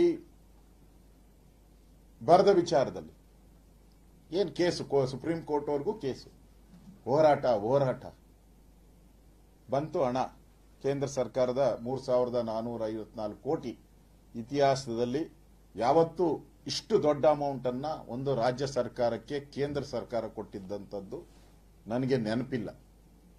ನಾನು ಕಂದಾಯ ಸಚಿವನಾಗಿ ನನ್ನ ದಾಖಲೆಗಳ ಪ್ರಕಾರ ಅಷ್ಟು ಹಣ ಕೊಟ್ಟಿದ್ದಾರೆ. ಆದರೆ ಇಲ್ಲಿ ರೈತ ಸಂಘದ ಕುರ್ಬೂರು ಅವರು ಹೇಳಿದ್ದಾರೆ ಇನ್ನು 2 ಲಕ್ಷ ಜನಗಳಿಗೆ ಪೆಂಡಿಂಗ್ ಇದೆ ಅಂತ. 2 ಲಕ್ಷ. ಹಿಂದೆ ಡಿಬಿಟಿ ಮುಖಾಂತರ ಹಣ ಕೊಡ್ತಾ ಇದ್ರಿ, ನಾವು ಡೈರೆಕ್ಟ್ ಆಗಿ ಹಣ ತಲುಪ್ತಾ ಇತ್ತು. ಇವರು ಹಣನ ಬೇರೆ ಕಡೆ ಉಪಯೋಗ ಮಾಡ್ಕೊಳ್ಳುವಂತ ದೃಷ್ಟಿನ ಅದನ್ನ ಫ್ರೂಟ್ಸ್ ಅಂತ ಅದಕ್ಕೆ ಕನ್ವರ್ಟ್ ಮಾಡಿದ್ರು. ಇನ್ನು 2 ಲಕ್ಷ ಜನಕ್ಕೆ ಕೊಡಬೇಕು. ಆಶ್ಚರ್ಯ ಬಿದ್ದೋತೀರ, ಜನ ಕೇಳಿಸ್ತಾರೆ. ಕೆಲವರಿಗೆಲ್ಲ 300 ರೂಪಾಯಿ, 500 ರೂಪಾಯಿ, 600 ರೂಪಾಯಿ ಕೊಟ್ಟಿದ್ದಾರೆ ಬೆಳೆ ಪರಿಹಾರ. ಏನ್ರಿ ನಿಮ್ ಸರ್ಕಾರಕ್ಕೆ ಏನಾನ ಮಾನ ಮರ್ಯಾದೆ ಇದೆಯನ್ರಿ? ಗೌರವ? ಒಂದ್ ಸರ್ಕಾರ ಚೆಕ್ಗೆ ಬೆಲೆ ಬೇಡವನ್ರಿ? ಆ ಬ್ಯಾಂಕ್ ಟ್ರಾನ್ಸ್ಫರ್ಗೆ ಒಂದು ಹಣಕ್ಕೆ ಬೆಲೆ ಬೇಡವಾ ನೀವು? ಇಷ್ಟು ದಿನ ಕೇಂದ್ರ ಸರ್ಕಾರವನ್ನ ತೆಗಳ್ತಾ ಇದ್ದೀನಿ, ನರೇಂದ್ರ ಮೋದಿ ಅನ್ಯಾಯ ಅನ್ಯಾಯ ಅಂತ ಹೇಳಿ. ಸಿದ್ದರಾಮಯ್ಯನವರೇ, ಸನ್ಮಾನ್ಯ ಡಿ ಕೆ ಶಿವಕುಮಾರ್ ನೀರಾವರಿ ಸಚಿವರವರು, ರಾಜ್ಯ ಸರ್ಕಾರ ನೀವೆಷ್ಟ್ರಿ ಕೊಟ್ಟಿದ್ದೀರಾ ಸ್ವಾಮಿ? ಕೇಂದ್ರ ಸರ್ಕಾರ ಕೊಟ್ಟಿದೆ, ನೀವೆಷ್ಟು ಕೊಟ್ಟಿದ್ದೀರಾ? ನಿಮ್ಮ ಪಾಲೆಷ್ಟು? ನಿಮ್ ಕರ್ತವ್ಯ ಇಲ್ವಾ? ರಾಜ್ಯದ ನಮ್ಮ ರೈತರು ತಾನೆ, ಕರ್ನಾಟಕದ ರೈತರು ತಾನೆ ಇವರು. ಕರ್ನಾಟಕದ ರೈತರ್ರಿ ಇವರು, ಗುಜರಾತ್ ರೈತರಲ್ಲ, ವೆಸ್ಟ್ ಬೆಂಗಾಲ್ ರೈತರಲ್ಲ, ನಮ್ಮ ರೈತರು ಇವರು, ಕರ್ನಾಟಕದ ರೈತರು. ವಯನಾಡಲ್ಲಿರುವಂತ ಆನೆ ಇದಕ್ಕೆ ಸಾವಾದ್ರೆ ಅವ್ರಿಗೆ 15 ಲಕ್ಷ ಕಳಿಸ್ತೀರ. ಕೇರಳದ ಅಲ್ಲಿ ನಿಮ್ಮ INDA ಪಾರ್ಟ್ನರ್ ಇದ್ದಾರೆ ಅಂತ. ಇಲ್ಲಿ ನಮ್ಮ ರೈತರು, ಕರ್ನಾಟಕದ ರೈತರಿಗೆ ನಿಮ್ಮ ಹಣ ಏನ್ರಿ? ಎಷ್ಟು ಕೊಟ್ಟಿದ್ದೀರಾ ಹೇಳಿ?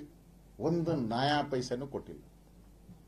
ಬರದಲ್ಲಿ ಒಂದೇ ಒಂದು ಬಂದಿರೋ ಹಣನೂ ಕಟ್ ಮಾಡ್ತಾ ಇದ್ದೀರಾ. ಅದರಲ್ಲಿ ಯಾರು ಬೆಳೆ ಬೆಳೆದಿಲ್ಲ ಅವ್ರಿಗೆ ನಾವು ಕೊಡಲ್ಲ ಅಂತ ಹೇಳ್ತೇನೆ. ನಿಮ್ಮ ಯೋಗ್ಯತೆಗೆ ಅಷ್ಟು ಬೆಂಕಿ ಇಟ್ರು. ನೀವೇ ತಾನೇ ಹೇಳಿದ್ದು ಬೆಳಿಬೇಡಿ, ನೀರು ಕಡಿಮೆ ಇದೆ ಡ್ಯಾಮ್ ಅಲ್ಲಿ. ನೀವೇ ಹೇಳಿದ್ರಿ ಬೆಳಿಬೇಡಿ, ಬೆಳೆ ಹಾಕ್ಬೇಡಿ, ನಾವು ಜವಾಬ್ದಾರರಲ್ಲ ಅಂತ. ನೀವೇ ತಾನೇ ಹೇಳಿದ್ಮೇಲೆ ನೀವು ಕೊಡ್ಬೇಕಲ್ಲ. ಹೇಳ್ತೀರ ಕೇಳಿದ್ದೇನು ನಾವು ಕೊಟ್ಟಿದ್ದೇನು ಅಂತ. ನೀವೇ ಬೆಳಿಬೇಡ ಅಂತ ಹೇಳಿ ರೈತರಿಗೆ ಇವತ್ತು ಬೆಳೆ ಬೆಳೆದಿಲ್ಲ ಅಂತ ನೀವು ಪರಿಹಾರ ಕೊಡಲ್ಲ ಅಂದ್ರೆ ನಿಮ್ ಸರ್ಕಾರ ಬದುಕಿದ್ರೆ ಎಷ್ಟು, ಸತ್ರೆ ಎಷ್ಟು ಸರ್ಕಾರ?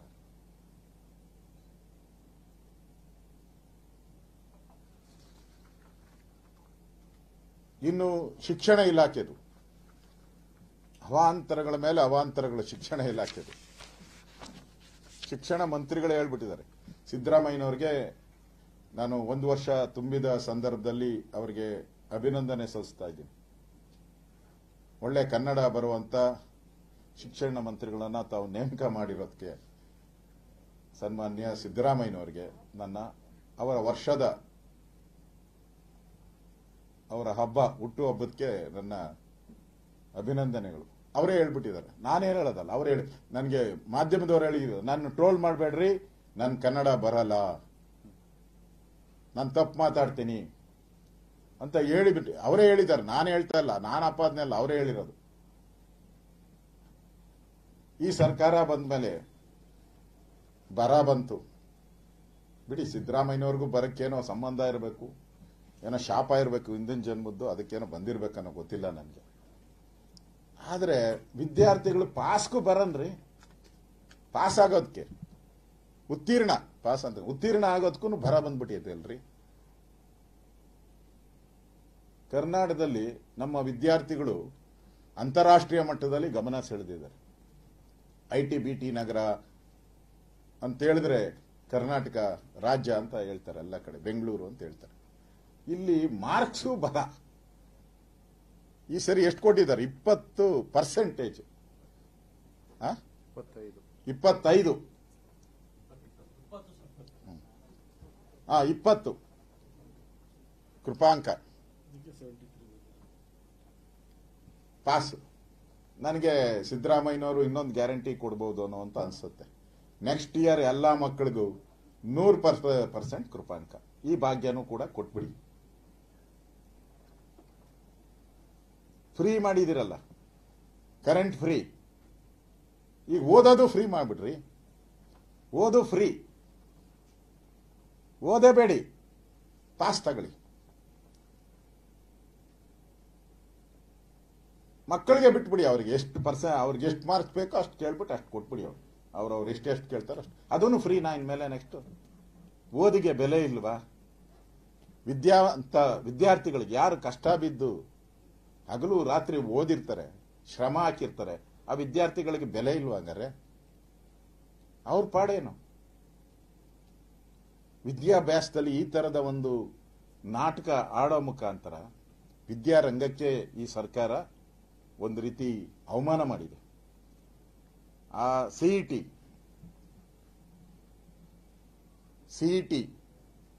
ಅದರಲ್ಲೂ ಕೂಡ ಪ್ರಶ್ನೆಗಳನ್ನು 50% ಸಂಬಂಧ ಇಲ್ಲದ ಕೊಟ್ಟು ಸಿಇಟಿ ಆ ವಿದ್ಯಾರ್ಥಿಗಳ ಜೊತೆನು ಔಟ್ ಸಿಲೆಬಸ್ ಕೊಡೋ ಮುಖಾಂತರ ಅನ್ಯಾಯ ಮಾಡಿದಿರ. ಶಿಕ್ಷಣ ಇಲಾಖೆಯ ಗುಣಮಟ್ಟ ಅಲ್ಲಿಗೆ ಏನಾಗಬೇಕು? ಯಾರು ನೋಡ್ತಾವ್ರೆ ಇದನ್ನ? ಅಲ್ಲಿ ಸೆಕ್ರೆಟರಿ ಏನ್ ಮಾಡ್ತಾ ಇದ್ದಾರೆ? ಶಿಕ್ಷಣ ಇಲಾಖೆಯ ಪ್ರಿನ್ಸಿಪಲ್ ಸೆಕ್ರೆಟರಿ ಏನ್ ಮಾಡ್ತಾರೆ? ಅದಕ್ಕೆ ನೋಡಲ್ವಾ? ಏನೂ ಅಬ್ಸರ್ವ್ ಮಾಡಲ್ಲ ಅಂದ್ರೆ ಹೇಳೋರು ಕೇಳೋರು ಯಾರು ಇಲ್ವಾ? ಒಂದು ರೀತಿ ಶಿಕ್ಷಣ ಇಲಾಖೆನ ಈ ಸರ್ಕಾರ ಬಂದ ಮೇಲೆ ನೆಗ್ಲೆಕ್ಟ್ ಮಾಡಿರುವಂತದ್ದು ಸ್ಪಷ್ಟವಾಗಿ ಕಾಣ್ತಾ ಇದೆ. ಹಣ ಕಡಿಮೆ ಮಾಡಿದ್ದೀರಾ, ಶಿಕ್ಷಣ ಇಲಾಖೆಗೂ ಈ ಸರಿ ಬಜೆಟ್ ಅಲ್ಲಿ ಕಡಿಮೆ ಮಾಡಿದೆ. ಮತ್ತೆ ಅಲ್ಲಿ ಶಿಕ್ಷಣ ಇಲಾಖೆ ಎಷ್ಟು ಅಧ್ವಾನ ಇದ್ದೋಗಿದೆ ಅಂದ್ರೆ, ಕೈ ಮುಗಿದು ಒಳಗೆ ಬಾ, ಇದು ಜ್ಞಾನ ದೇಗುಲ ಅಂತ ಇತ್ತು. ಅದನ್ನೇ ಒಬ್ಬ ಪುಣ್ಯ ಪುರುಷ ಯಾರೋ ಮಣಿವಣ್ಣನ ಅವಂದು ಒಂದೆರಡು ಹಾಕ್ಬಿಟ್ಟು, ಕುವೆಂಪು ಯಾಕ್ರಿ ಬೇಕು ನಮ್ಗೆ, ಮುನಿವಣ್ಣನ್ ಬೇಕು ನಮ್ಗೆ, ಧೈರ್ಯ ಮಾಡಿ ಪ್ರಶ್ನಿಸಿ. ಮಣಿವಣ್ಣನ್, ಕುವೆಂಪು ತೆಗೆದಾಕ್ಬಿಟ್ರು, ಮಣಿವಣ್ಣನ್. ಇನ್ನೊಬ್ರು ಹೇಳಿದ್ರು, ಚಿಕ್ಕಬಳ್ಳಾಪುರ ಒಂದು ಗ್ರಂಥಾಲಯದಲ್ಲಿ ಒಂದು ಮಂದಿರ ಕಟ್ಟಿದರೆ 1,000 ಭಿಕ್ಷುಕರು ಹುಟ್ಟುತ್ತಾರಂತೆ. ಒಂದು ಮಂದಿರ ಕಟ್ಟಿದ್ರೆ 1,000 ಭಿಕ್ಷುಕರು ಹುಟ್ಟುತ್ತಾರೆ. ಹಾಕಿ ಪರವಾಗಿಲ್ಲ. ಹಂಗೆ ಒಂದು ಚರ್ಚ್ ಕಟ್ಟಿದರೆ ಎಷ್ಟು ಭಿಕ್ಷುಕರು ಬರ್ತಾರೆ? ಒಂದು ಮಸೀದಿ ಕಟ್ಟಿದರೆ ಎಷ್ಟು ಭಿಕ್ಷುಕರು ಬರ್ತಾರೆ? ಅದನ್ಯಾಕೆ ಹಾಕಿಲ್ಲಪ್ಪ ನೀನು? ಇದು ಕರ್ನಾಟಕವನ್ನು ಏನ್ ಹೇಳ್ತೀವಿ ನಾವು? ಸರ್ವ ಜನಾಂಗದ ಶಾಂತಿಯ ತೋಟ. ಇದು ಅಶಾಂತಿಯ ತೋಟ ತಾನೇ ನೀವು ಮಾಡಕ್ ಹೊರಟಿರೋದು? ಕರ್ನಾಟಕವನ್ನ ಅಶಾಂತಿಯ ತೋಟ ಮಾಡಕ್ ಹೋಗಿದ್ದೀರಾ?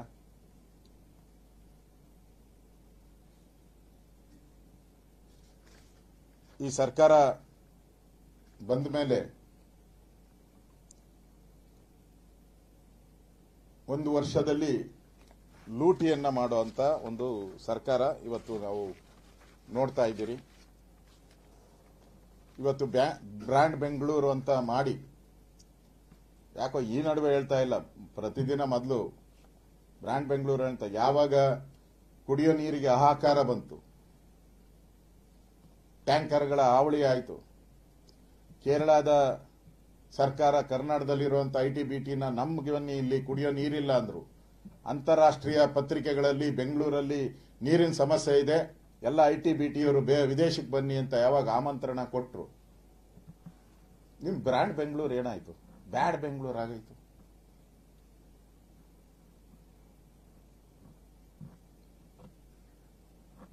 ಬ್ರ್ಯಾಂಡ್ ಬೆಂಗಳೂರು ಬಂದ ಮೇಲೆ ಅಭಿವೃದ್ಧಿಗಳ ಮಹಾಪೂರ.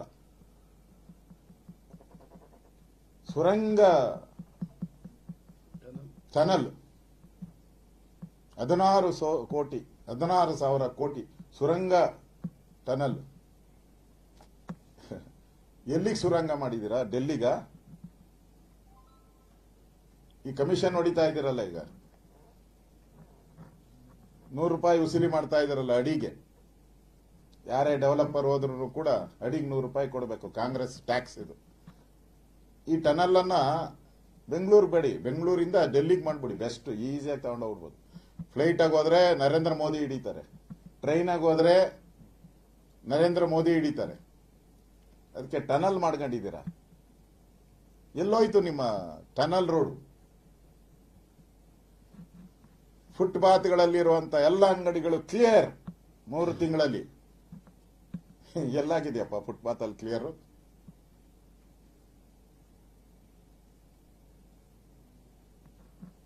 ಪೊಲೀಸ್ ಠಾಣೆಗಳೆಲ್ಲ, ಬೆಂಗಳೂರು ಪೊಲೀಸ್ ಠಾಣೆಗಳೆಲ್ಲ ದುಡ್ಡು ಕೊಟ್ಟು ಬಂದು ರಿಯಲ್ ಎಸ್ಟೇಟ್ ಮಧ್ಯವರ್ತಿಗಳು ಕೆಲಸ ಮಾಡ್ಕೊಂಡು ಕೂತಿದ್ದಾರೆ. ದಂಧೆ. ಈ ತರ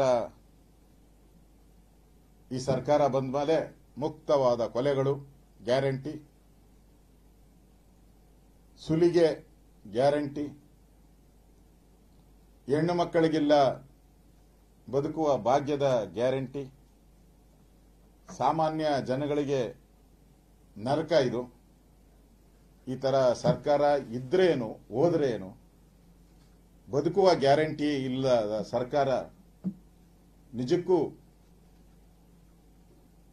ಈ ಸರ್ಕಾರವನ್ನ ಗೌರವಾನ್ವಿತ ರಾಜ್ಯಪಾಲರು ವಜಾ ಮಾಡಬೇಕು. ಹೆಣ್ಣು ಮಕ್ಕಳಿಗೆ ಬದುಕುವ ಗ್ಯಾರಂಟಿ ಇಲ್ಲದ ಸರ್ಕಾರ, ಈ ಸರ್ಕಾರವನ್ನ ರಾಜ್ಯಪಾಲರು ಕೂಡಲೇ ವಜಾ ಮಾಡಬೇಕು ಅಂತೇಳಿ ನಾನು ಆಗ್ರಹವನ್ನು ಮಾಡ್ತಾ ಇದ್ದೀನಿ. 1 ವರ್ಷ ಅಭಿವೃದ್ಧಿ ಶೂನ್ಯ ಸರ್ಕಾರ, 1 ವರ್ಷ ಕೊಲೆಗಡಕರ ಸ್ವರ್ಗದ ಸರ್ಕಾರ, 1 ವರ್ಷ ಬಡ್ಜೆಟ್ ಅನ್ನ ಬೋಗಸ್ ಬಡ್ಜೆಟ್ ಮಂಡಿಸಿ ಖಜಾನೆ ಲೂಟಿ ಮಾಡಿ ಖಜಾನೆಗಿಲ್ಲ ಭಾಗ್ಯದ ಹಣ. ಭಾಗ್ಯ ಎಲ್ಲದಕ್ಕೂ ಕೊಟ್ರು, ಖಜಾನೆ ಭಾಗ್ಯನೂ ಕೊಟ್ಟಿದ್ರೆ ಚಂದ ಇತ್ತು. ಯಾವಾಗ ನೋಡಿದ್ರು ಖಜಾನೆ ಖಾಲಿ ಖಾಲಿ ಖಾಲಿ. ನೀವು ತಹಸೀಲ್ ಆಫೀಸ್ಗೆ ಹೋಗಿ, ಡಿಸಿ ಆಫೀಸ್ಗೆ ಹೋಗಿ ಕೇಳಿದ್ರೆ ಖಜಾನೆ ಖಾಲಿ ಖಾಲಿ ಖಾಲಿ. ರಾಜ್ಯದ ಜನ ಕಾಂಗ್ರೆಸ್ ಅನ್ನ ಖಾಲಿ ಖಾಲಿ ಮಾಡೋದು ಸನ್ನಿಹಿತ ಆಗಿದೆ ಅಂತ ಇದರಿಂದ ಅರ್ಥ ಆಗುತ್ತೆ. 1 ವರ್ಷದ ಸಾಧನೆ, ಖಾಲಿ ಆಗಿರುವಂತ ಖಜಾನೆ, ಕೊಲೆಗಳ ಸರಣಿ ಮಾಲೆ. ಇದು ಬಿಟ್ರೆ ಕರ್ನಾಟಕದಲ್ಲಿ ಇರತಕ್ಕಂಥ ಸರ್ಕಾರ ಬದುಕಿದ್ದು ಜನರ ಪಾಲಿಗೆ ಸತ್ತಂತಿದೆ. ಇಷ್ಟೆಲ್ಲ ಅನಾಹುತಗಳನ್ನು ಮಾಡಿದ್ರು ಕೂಡ ಸಿದ್ದರಾಮಯ್ಯನವರು ಇವತ್ತು 1 ವರ್ಷದ ಅಭಿನಂದನೆಗಳನ್ನ ರಾಜ್ಯದ ಜನತೆ, ಯಾವ ಮುಖ ಇಟ್ಕೊಂಡು ರಾಜ್ಯದ ಜನತೆಗೆ ಅಭಿನಂದನೆ ಕೇಳ್ತೀರಾ? ಇಡೀ ರಾಜ್ಯದಲ್ಲಿ ಕೊಲೆಗಡುಕರ ಸ್ವರ್ಗ ಮಾಡಿದ್ದೀರಾ.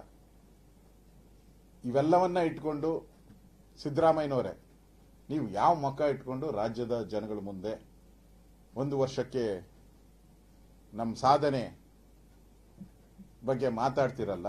ನಿಜಕ್ಕೂ ನಿಮಗೆ ಗೌರವ ಇದ್ದಿದ್ರೆ ಇಷ್ಟೆಲ್ಲ ಆದಮೇಲೂ ಕೂಡ, ಇಷ್ಟೆಲ್ಲ ಅನಾಹುತಗಳಾಗಿ, ಕೊಲೆಗಳಾಗಿ, ಖಜಾನೆ ಖಾಲಿ ಆದ್ಮೇಲೆ ನೀವೇ ಮುಖ್ಯಮಂತ್ರಿಗಳಾಗಿ ನೀವೇ ಸ್ವತಃ ರಾಜೀನಾಮೆ ಕೊಟ್ಟು ಹೋಗ್ಬೇಕಾಯ್ತು. ಬಂಡತನದಿಂದ ಇವತ್ತು ಉಳ್ಕೊಂಡಿದ್ದೀರಾ. ಅದಕ್ಕೆ 1 ವರ್ಷದ ಸಾಧನೆ ಶೂನ್ಯ ಅನ್ನೋದನ್ನ ಬಿಜೆಪಿ ಸ್ಪಷ್ಟವಾಗಿ ಸರ್ಕಾರಕ್ಕೆ ಕಿವಿ ಹಿಂಡೋ ಕೆಲಸವನ್ನ ನಾವು ಮಾಡ್ತಾ ಇದ್ದೀವಿ. ಪ್ರಶ್ನೆಗಳೇನು ಕೇಳೋದಿದ್ರೆ ಅಧ್ಯಕ್ಷರ ಅಥವಾ ನಮ್ಮ ಇದು ಬಿಡುಗಡೆ ಮಾಡ್ಬಿಡ್ತಿರ್ತಾಳ.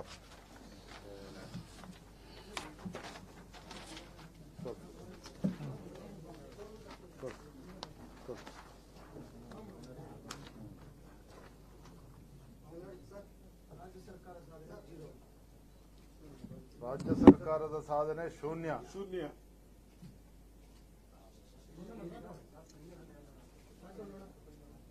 ಕರ್ನಾಟಕ ಸರ್ಕಾರಕ್ಕೆ ಕೃಪಾಂಕ ಕೊಡಿ. ಶೂನ್ಯ ಕೃಪಾಂಕ ಅಲ್ಲ, ಕೃಪಾಂಕ ಕೊಟ್ಟು ಪಾಸ್ ಮಾಡ್ಕೊಳ್ಳಿ. ಈ ಶೂನ್ಯಕ್ಕೆ ಏನಾನ ಕೃಪಾಂಕ ಕೊಡಿ. ಒಂದು 80% 90% ಕೃಪಾಂಕ ಕೊಟ್ಟು ಪಾಸ್ ಆಗಿ.